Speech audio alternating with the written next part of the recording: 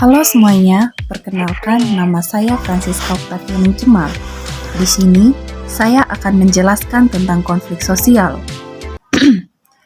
A. Pengaruh diferensiasi sosial dan stratifikasi sosial.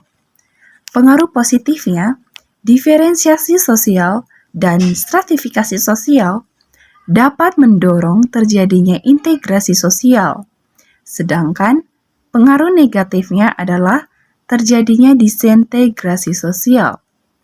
Diferensiasi sosial dapat menimbulkan primordialisme, etnosentrisme, dan politik aliran yang merupakan sikap-sikap pemicu konflik. Yang pertama itu, primordialisme. Primordialisme adalah suatu sikap memegang teguh hal-hal yang dibawa sejak kecil, baik tradisi, adat istiadat, kepercayaan, dan segala sesuatu yang ada di lingkungan.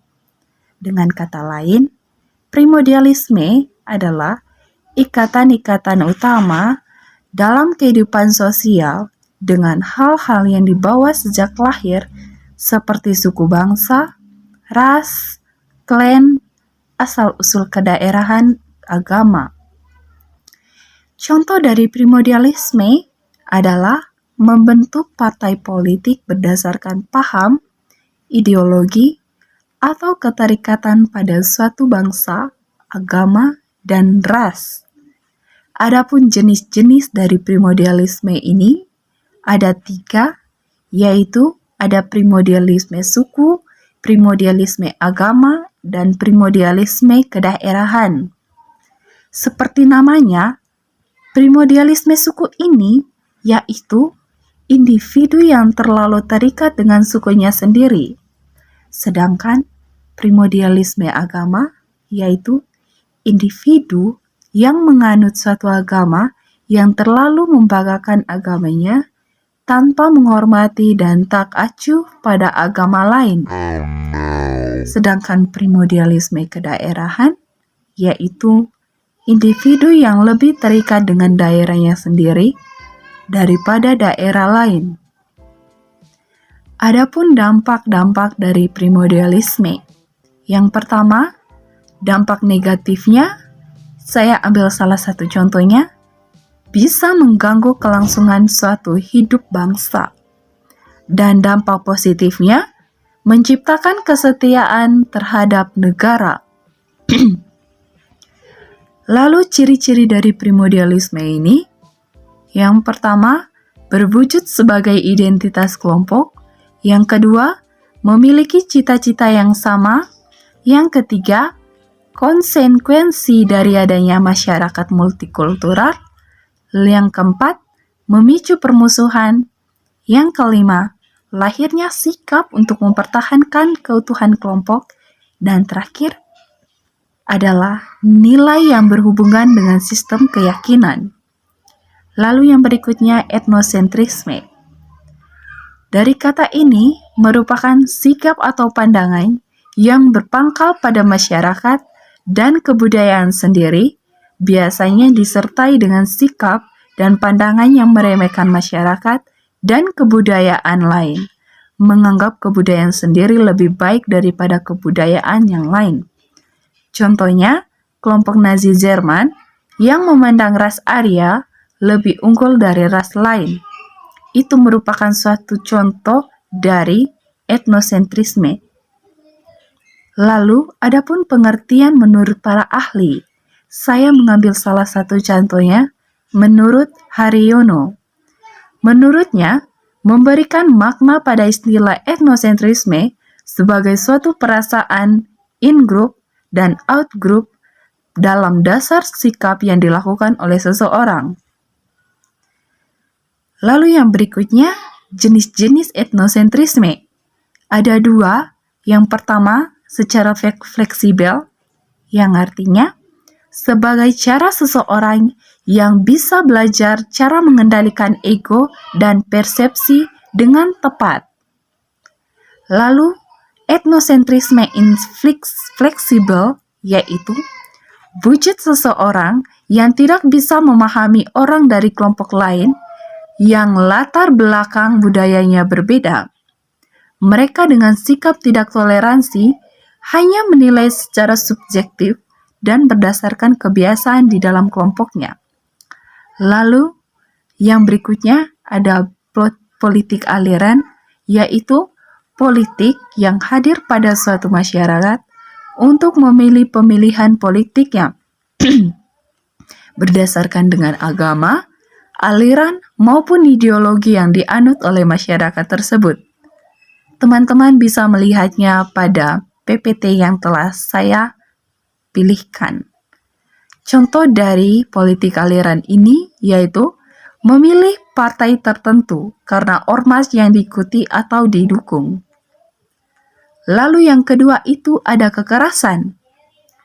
Dalam kehidupan sehari-hari, kekerasan diidentik dengan tindakan melukai orang lain dengan sengaja, misalnya membunuh atau memperkosa. Kekerasan seperti itu sering disebut sebagai kekerasan langsung atau direct violence. Kekerasan juga menyangkut tindakan-tindakan seperti mengekang, mengurangi, atau meniadakan hak seseorang, mengidentifikasi, memfitnah, menteror orang lain. Jenis kekerasan yang terakhir ini disebut dengan kekerasan tidak langsung atau indirect violence.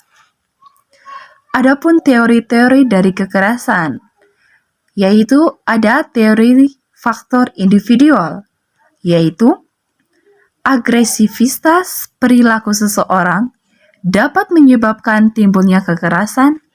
Faktor penyebab perilaku kekerasan adalah faktor pribadi dan faktor sosial.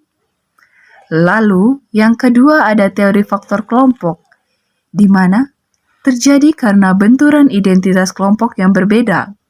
Contohnya, konflik A antar supporter bola. Lalu teori dinamika kelompok atau kekerasan yang timbul karena adanya deprivasi relatif atau kehilangan rasa memiliki yang terjadi dalam kelompok atau masyarakat. Lalu yang berikutnya ada cara pengendalian konflik dan kekerasan. Yang pertama dilakukan secara konsialisasi. Artinya, dilakukan melalui lembaga-lembaga tertentu yang memungkinkan diskusi dan pengambilan keputusan yang ada dan adil di antara pihak-pihak yang bertikai. Lalu ada mediasi, yang artinya dilakukan apabila kedua pihak yang berkonflik sepakat untuk menunjuk pihak ketiga sebagai mediator. Pihak ketiga ini akan memberikan pemikiran atau nasihat-nasihatnya tentang cara terbaik dalam menyelesaikan pertentangan mereka. Lalu yang berikutnya ada arbitrasi, yang artinya perwasitan. Umumnya dilakukan apabila kedua belah pihak yang berkonflik sepakat untuk menerima atau terpaksa menerima hadirnya pihak ketiga. Lalu yang berikutnya ada perdamaian. Perdamaian di sini adalah konflik dan kekerasan menimbulkan kondisi yang tidak menyenangkan bagi kedua belah pihak, terutama bagi pihak yang mengalami kekalahan. Konflik dan kekerasan mengakibatkan jatuhnya korban jiwa serta hancurnya harta benda di kedua belah pihak yang bertikai. Oleh karena itu, perdamaian menjadi hal yang sangat penting dalam kehidupan sosial. Perdamaian merupakan istilah yang merujuk pada suatu kondisi yang tenang, tidak adanya kekerasan, harmoni, keamanan, kerukunan, keserasian, dan adanya saling pengertian di masyarakat.